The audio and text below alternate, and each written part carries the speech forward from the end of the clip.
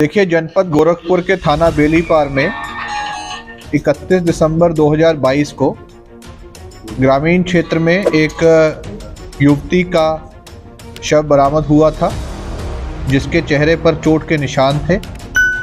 इस संबंध में तत्काल मौके का निरीक्षण उच्च अधिकारियों द्वारा करने के पश्चात पंचायतनामा की कार्रवाई होने के उपरांत, क्योंकि शव की पहचान नहीं हो पाई थी, तो शव को मॉर्चरी में अगले 72 घंटे के लिए रखवाया गया।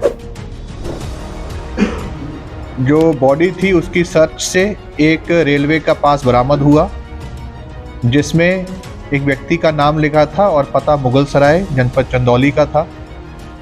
इस लीड पर जब इसके बारे में जानकारी करने के लिए चंदौली में पुलिसकर्मी भेजे गए, तो इस पास धारक की पूरी जानकारी हुई। जब उनसे इस घटना के बारे में पूछा गया तो उनके द्वारा उस युवती को अपनी पुत्री के रूप में पहचाना गया, जिनका की नाम सरिता मौर्य, उम्र करीब 24 साल है। उनके द्वारा यह भी बताया गया कि 2018 में इनकी पुत्री की जान पहचान फेसबुक के माध्यम से एक मारुति नंदन मौर्य नाम के व्यक्ति, जो कि बेलीपार थाना का रहने वाला है, जनपद गोरखपुर का, उससे हो गई थी। लड़की अक्सर उसी के साथ रहती थी। उन्हीं की पहचान के आधार पर और उनके द्वारा दी गई प्रार्थना पत्र के आधार पर जनपद गोरखपुर के थाना बेलीपार पे मुकदमा पंजीकृत किया गया और पोस्टमार्टम की कार्रवाई करवाई गई। एफआईआर के आधार पर जब मारुति नंदन मौर्य को हिरासत में लेकर पूछताछ की गई तो उसके द्वारा पूरी घटना को कबूला गया है और ये बताया गया है कि 2018 से ही उसका इस युवती के साथ प्रेम संबंध था और उसके साथ वो विभिन्न शहरों में जैसे कि बनारस और लखनऊ में भी रहता था। कुछ समय से इनके बीच में मतभेद चल रहा था।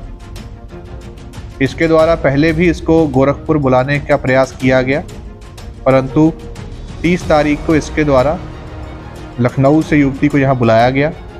ट्रांसपोर्ट नगर से अपने मोटरसाइकिल पर उसको पूरा दिन ये 30 तारीख को विभिन्न जगह पर घुमाता रहा और रात के समय पर अंधेरे और कोहरे का फ़ायदा उठा करके इसको खेतों की तरफ ले गया और वहाँ पे जाकर इनका आपस में विवाद इसके द्वारा बुलाया गया था। इसके मन में प्लानिंग तो थी, लेकिन उस समय पर इनका विवाद भी हुआ।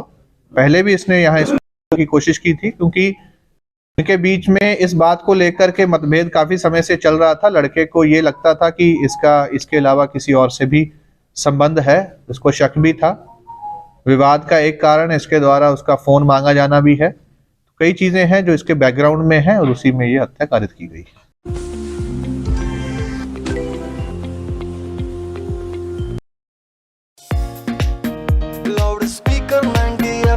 बजाओ बजाओ जरा झूम के बजाओ, बजाओ बजाओ जरा झूम के बजाओ।